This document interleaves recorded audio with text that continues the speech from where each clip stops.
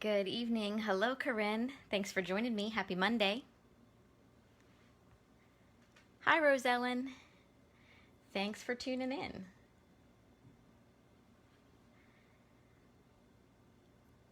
Thank you so much for sharing the video.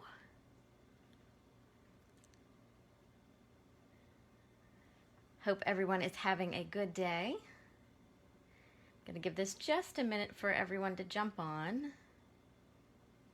Hi, Mary B. Happy Monday.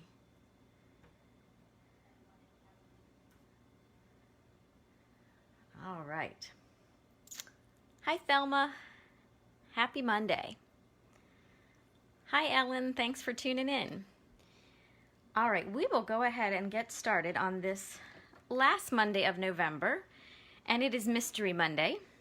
It's hard to believe this month is finished already, and we're rolling into December tomorrow. So for our last Mystery Monday, we are doing a fun fold card. It's nothing too fancy, but it's a little different than your standard card. Hi Sandy, thanks for tuning in. So here is our Mystery Monday card. And it's not exactly a buckle. I don't think this has an official name, but it has a little flap here on the front, and then the panel opens to show the inside. So there are lots of similar techniques out there, but I got the idea for this from Karen Titus, who is Stampin' on the Back Porch out in Minnesota. And this was an idea she shared years ago that I wrote down, and then when I went back and was looking at my notes for different cards to make, and I decided on this one for tonight's video, I realized I did not take very good notes when I was watching the video, so I had to fill in a couple of holes. But I worked it out, and then this is our sweet little Mystery Monday fun fold. And what's great about this card is it's simple, not real complicated, not lots of folds or tricky things, and you can use them for any occasion. So we will go ahead and get started.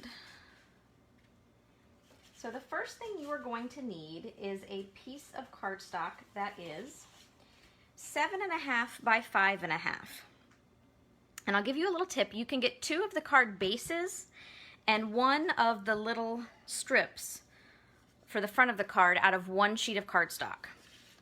Oop. So you'll just need a little bit of extra cardstock to help you finish the cards, to make 2 cards. And what I like to do is I like to take, let me see here. I like to take my piece of 8.5 by 11 and I cut 1 inch off the long side, which then turns into my strip. I just have to trim it down a little bit. And then I'll score my paper, which I'll tell you about in a minute, and then I cut it in half, and there are my 2 card bases just like that. So a little pro tip for you. So we're going to do 2 things. Before I get started, let me share with you the stamp sets we're using. I am featuring Warm Hugs. I needed to make some Christmas cards, so I decided to settle on a Christmas card for the demonstration tonight. And I love this stamp set. It's got really cute verbiage. I love the marshmallows to my cocoa. But it also is great for gift cards. You've seen me feature this one before. But tonight I am using the little circle here with a matching die cut and the So Very Merry. And then for my inside sentiment, I am using one from the Wrapped in Christmas stamp set. I opted for the It's the Most Wonderful Time of the Year. But this one has a lot of sentiments. I've been using Let the Joy of the Season Fill Your Heart quite a bit as I've been making cards. So, those are the stamp sets. So you just need your scoring tool for 2 quick things. On the 7.5 inch side of your cardstock, you have to score at 3 1/4. And then, before you put it away, you need to take your strip of cardstock that is 1 inch wide by 7.5 inches long. And on that long side, you're going to score it at 3 3/4 of an inch. And that's all the scoring and cutting I need to fool with for the card. So, Now we turn to stamping and assembly. First thing I'm going to do is fold on that score line on the card base. Let's see here. I'll bring my bone folder over and give this a nice crease. And I'll do the same with the small strip while I have it out. And set that aside. Now, I have a strip of designer series paper for the front that is 5 inches tall by 2 3/4 inches wide. Now this is going to leave a nice border around the front of the card. If you don't like how this looks, increase the width and the height of the paper by 1/4 inch on each measurement.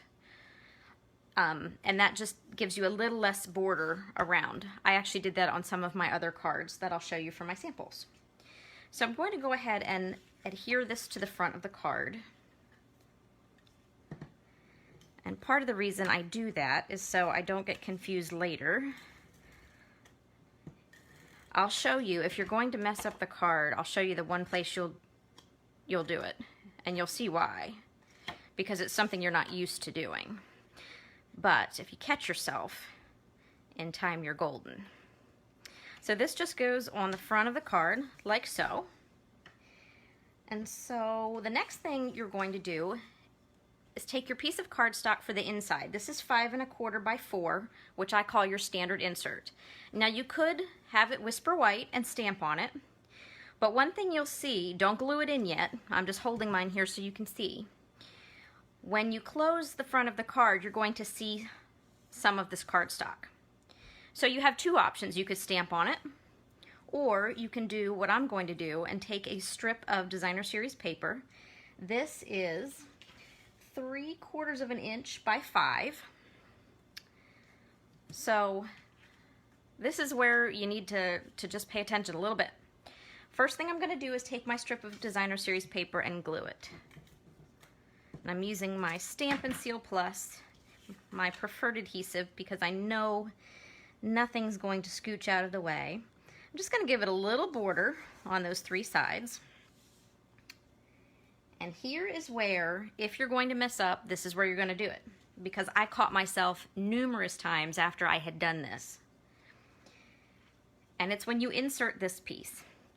Now to start, and I didn't put this in the supply list earlier, so ooh, I apologize, and I'm throwing ink on the floor.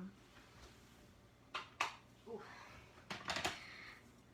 I want to turn the ends into a banner, so I'm going to take my triple banner punch, and the smallest width that it's measured for is 1 inch.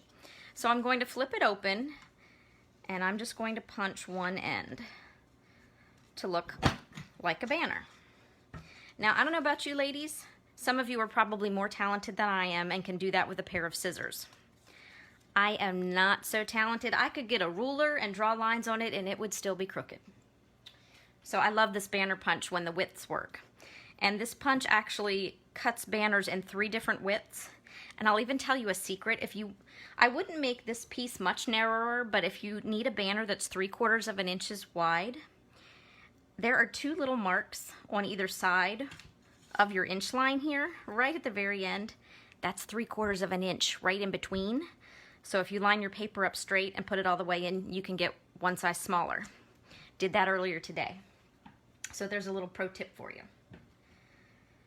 So now, this is where it's important when you glue, because you want to take your banner and fold it behind this insert piece before you glue it in. Because otherwise, you'll have your insert in there, and then what are you going to do? Now, you could glue it to the back of the card, but that would probably bother me. So this way, we're hiding it a little bit. So take your insert, turn it over. Well, you don't have to turn it over. I'll show you what I like to do. So I've got my little strip folded here with the banner edge on top. I'm going to open that up, and I'm going to... Rosellen, I just figured that out today. I was rather proud of myself. So with my strip of paper and the banner flipped open to the right, I'm going to put a little bit of adhesive there, and then I'm going to pick it up and flip it over, And I'm going to take my insert, make sure I have it the right way up with my strip there on the right edge. And I'm going to line my score line up with the edge of the paper. Now it's up to you. You can put it in the middle. You could even put it up towards the top if you want to be different. I didn't think of that while I was doing my samples. Or you can do like I'm doing now and put it towards the bottom. I did some samples with it in the middle and some more towards the bottom. Fold it over on that score line and just press it right on the back. And it's that easy. Then I'm going to turn that over and put more adhesive on the back. And I put a little bit here on this strip as well. Not that that paper thickness gives it that much more thickness, but it makes me feel better. And then I'm going to line this up. And I like to, well, it's pretty much even here. Just line it up evenly on the inside. I'll share that thought in a minute. So there you go. Now if you had a light colored cardstock, you could definitely stamp right on here. Just be careful not to stamp too close to the edge. And I usually recommend stamping before gluing, because if you're like me, you never know how things are going to turn out. But what I'm going to do, since I'm using red, and I could stamp dark enough that it would show, but that's not the look I was going for, I'm going to take a piece of Whisper White that is 3 by 5. And this is what I'm going to do my stamping on. So I have 2 colors of ink this evening to go with the card. To match the card base, I'm using Mossy Meadow. And my sentiment stamp is a red rubber cling stamp, so pardon me, I don't need any extra foam or extra cushion. So I just tap, ooh, a little heavy-handed with my tapping there. Don't do what I did, don't smush it. I was smushing it without even knowing it. So there's my sentiment. Thankfully that extra ink I got on there did not come off on my paper. I'm not usually so lucky. And then I want to accent that a little because it's cute with just the sentiment, but I like to give it a little something extra. Little pizzazz, as I like to say. So for this one, I need my Stampin' Pierce mat because this stamp is photopolymer, so it's clear. And this is the little Christmas tree from the Warm Hug set. And it does have an outline you can match in it, but I think it looks sweet on its own. This is also what I'm going to decorate my envelope with. And I'm just going to give 2 little Christmas trees there at the bottom.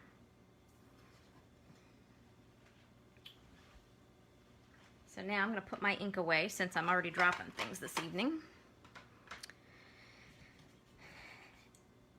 And this is the one place you have to be a little careful with gluing your insert in. If you've got an insert that you want to put in like this, don't go too close to your DSP because if you close it, it's going to hang out. Now if you want that look, go right ahead. That was not the look I was going for, and I came close a couple times to having it show. So, I'm going to take my Stampin' Seal Plus again, put a little on the back. And so this time when I center it, I'm just going to hug a little, just slightly more towards the inside of the card, just to make sure that that insert is not going to hang out the side. So see, when I close it, you can't see it.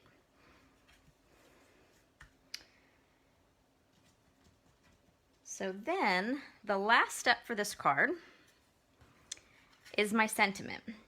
And I pre-cut and pre-stamped one of the die cuts. This is from the die set that matches the Warm Hug set. And now I'm going to put some dimensionals on the back. And watch your dimensional placement. You obviously don't want them on the top and the bottom because then you're going to glue your card shut. So I like to stick right in the center of my shape. Whoop. And you can experiment with placement if you want it more in the middle or more centered right on the edge of the card. Up to you. I like it in the middle. And so there we go. And because I was careful with where I put my dimensionals, they're not hanging out the top or the bottom. So just like that, I have a sweet little Christmas card. I could add a little bling if I wanted. I decided not to go too fancy for this. But there you go. So I'm sure you guys are anxious to see the samples. And one thing I wanted to share is you can play around. As I mentioned at the beginning, you can play a little with the sizing of your designer series paper on the front. You could even emboss that if you preferred. And I don't know about you, but when I'm playing with a card design for the first time, I don't like to mess with my good cardstock. I like to save that for the actual project. So I often have some cheap cardstock around, but I also sometimes experiment with colored paper. And so for this one, to make sure I had my measurements right, since I wasn't a good instruction taker when I watched Karen Titus's video, I just took different colors of paper and made notes and made sure that this was going to work. So just a little tip for you. Use a template, play around a little bit. So on to the samples. I know you ladies love the samples, and I went a little crazy. I did one more Christmas card. Very similar, but I changed up the look. You can use whatever size die cut or punch or sentiment for this. You don't have to stick with something small. Use whatever shape you like, maybe an oval, a circle, a square. Experiment. You could probably even not do your banner trim on the edge of this strip if you didn't like that. Up to you. But for this one, I took one of these small dies from the Tasteful Label set. And you know me, I'm all about the stitching. And then I paired that die with the Itty Bitty Christmas set. And I added a little bling. I have 2 little red gems here, just to dress it up a little. And so one more Christmas card, and this one I had the accents on the top. So there's the Christmas samples, and I decided to do a few others. This one was actually Christmas paper that I used for a non-Christmas card. I'm in love with this designer series paper. It's beautiful. All the poinsettia paper is beautiful. But I decided I didn't want to make this one a Christmas card. I made it a wedding card instead. And so I wanted to show you the different shapes. This one I used one of the stitched circles and a little bit of vellum underneath. And just if you're going to add accents like embellishments or punches like this vellum flower, that actually came out of a paper pumpkin kit, watch where you glue it. I glued it on the back of my circle and then put my dimensionals on so that I knew I wasn't gluing where I didn't want glue. And so there is the wedding card. Gave it some little accent stamps. And I just wanted a little something different. So on this one, I added a bow instead of the vellum cutout. And I added some bling too. Now, I decided I needed some birthday cards. I've been running low on birthday cards. So this one is a little bit different. On this one, I made the designer series paper on the front a little bit bigger.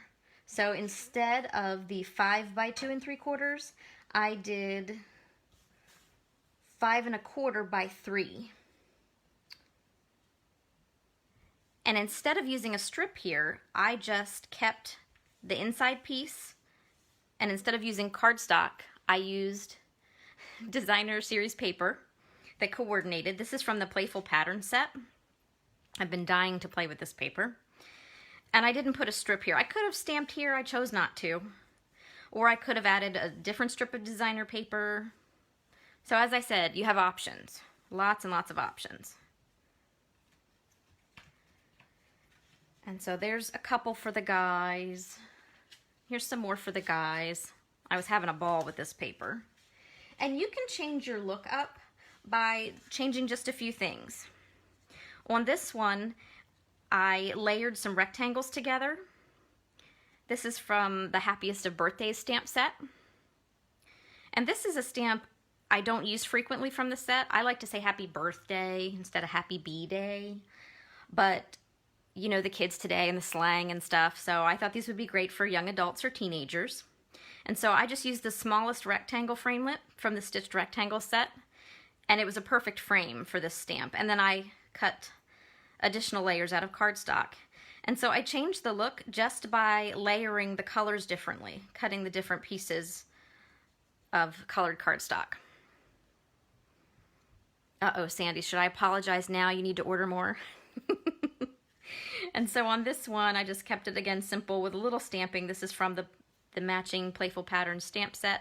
I think it's Pattern Play. And then the It's Your Day, Enjoy It comes from the Happiest of Birthdays set as well. Same as this Happy Birthday. So there's the guys, but I couldn't get away without giving the girls some birthday love. And this is where I went a little nuts. And I really wanted to show you that along with the options of the different size paper and things, you can change your card very quickly just by changing up your colors. So here I used Mango Melody and some more of that Playful Pattern paper. And I made this card the same colors, but I flipped the Designer Series paper. So the piece I used on the inside of this card, and I did some more accent stamping here, I used on the front of this card and changed the color up of the stamps on inside. And so basically the same card, but just a little different with the Designer Series paper. But then you can also take the same Designer Series paper and just change your cardstock color. And so the pieces of paper are the same on the front and the inside, but the cards have a very different look just because I used the Blackberry Bliss cardstock on the card on the right, as opposed to that lighter Mango Medley. And then I had to do one more, so I brought in the Rococo Rose and did a card in that color scheme as well. So I very quickly had a lot of cards done today. And you could definitely experiment with colors and cardstock and Designer Series paper and really churn out a lot of cards all at the same time. And again, change up your shapes on the front. You don't have to stick with a square or just a banner on the front. Have fun with it. So if you ladies do need anything, be sure to visit my website, thefaithfulstamper.stampinup.net. Today is the last day of November, so I will be shortly closing out this host code. I will post December's host code tomorrow morning. Don't forget the Curvy Christmas and Quite Curvy stamp sets are available now. They are not featured in any current catalog. They were a surprise standalone that Stampin' Up! Offered. And there are some matching Designer Series papers, and those are only available while supplies last through January the 4th. Now you will see the Quite Curvy stamp set in the new book, which I can order tomorrow, so I will have that soon for you ladies. But that paper will not be sticking around. And the Christmas set, the Curvy Christmas, will not extend past January the 4th. So if you have your eye on that, order it soon. And I will be drawing a winner for the month of November. I was giving away a pack of the beautiful gold glitter enamel dots, and I had a couple people place orders this month. So if you qualified for a freebie during my special last week, I think it was, you'll be getting a surprise pack of either embellishments or DSP from me. And then one lucky lady is going to win these gold glitter enamel dots. So I will announce that once the winner is drawn. So that is all for tonight. I will be back on Friday evening at 8:30 with my regularly scheduled Friday Facebook Live. I believe we're going to be doing a fun fold card. So I will share supplies for that card on Friday morning along with a picture of what we will be making. And then we will be back here next Monday night for another Mystery Monday, the first one of December. So thank you ladies so much for joining me. If you make one of these lovely little fun fold cards, I hope you'll share with me. I'd love to see what you create. Have a great week. Take care, and I'll see you Friday. Happy crafting.